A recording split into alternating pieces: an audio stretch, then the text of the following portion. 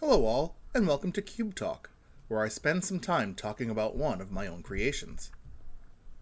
Inside of this satin tower is my One Drop Cubelet. That's a mouthful, so let's break it down. It's an environment I've curated that only uses cards that have a mana value of 1. There are Expels and Kicker, among other abilities that let you spend more than 1, but they are all castable on the first turn of the game. As for the term Cubelet, it's a 100 card, no land format. I first heard about it through Loading Ready Run on their TapTapConcede podcast years ago. They fit perfectly into a box that'll hold commander decks, and are very easy to build your own. I think every player should make at least one. They also support 2 to 4 players, so you'll only ever need one to get some magic in anywhere. At its most basic, it plays as a shared library experience. Literally all you have to do is take the cubelet out, shuffle it, and you're ready to get a game in. Everyone draws 7, and there are no mulligans. Once per turn, you can choose to play a card from your hand face down as a rainbow land. This ensures that you're never screwed or flooded, and always have something you could do. There's also nothing stopping you from drafting the list as if it were a regular cube, with some caveats. Obviously, Booster Draft is out, but there's nothing stopping you from smaller draft formats like Houseman, Grid, or Winston drafting. Check out my ABCs of Cubing playlist to find other unique draft formats that you may love.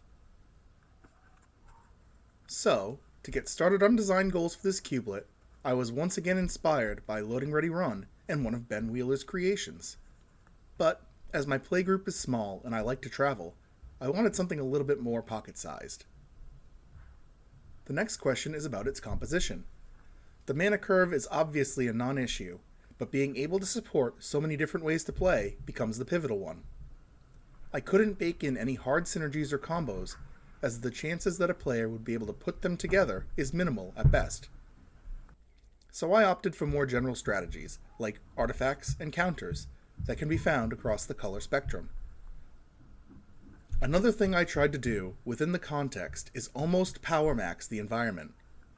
I skipped Ragavan, as that card may be a bit too strong, but otherwise some of the more powerful effects you can find at 1 are here.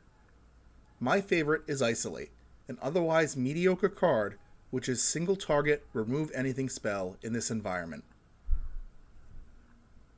Another effect in this environment that's worth shouting out is Top Deck Manipulation. Played as a draftable environment, these effects are as good as they always are. But, because one of the ways to play is shared deck, these cards can effectively fate seal your opponent's draws. Especially when they're repeatable, like with Viscera Seer and Codex Shredder.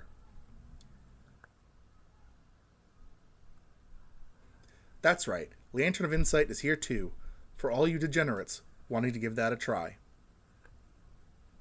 Believe it or not, tempo isn't the only driving force in the gameplay. There is a tightrope balancing act between getting threats on the table and setting up some kind of a value engine to acquire more card advantage.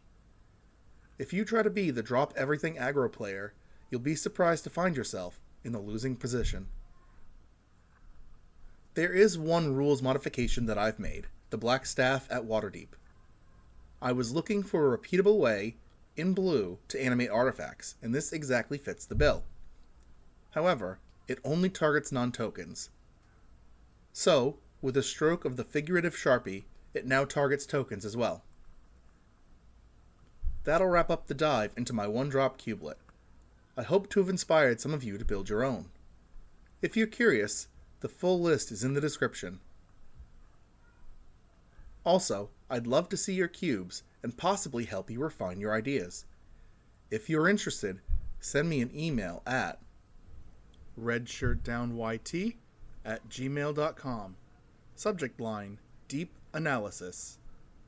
Leave me a link to your cube Cobra list with a small write-up of the cube's design goals, budget, and anything else you'd like me to consider. Thank you so much for watching, and I'll catch you in the next one.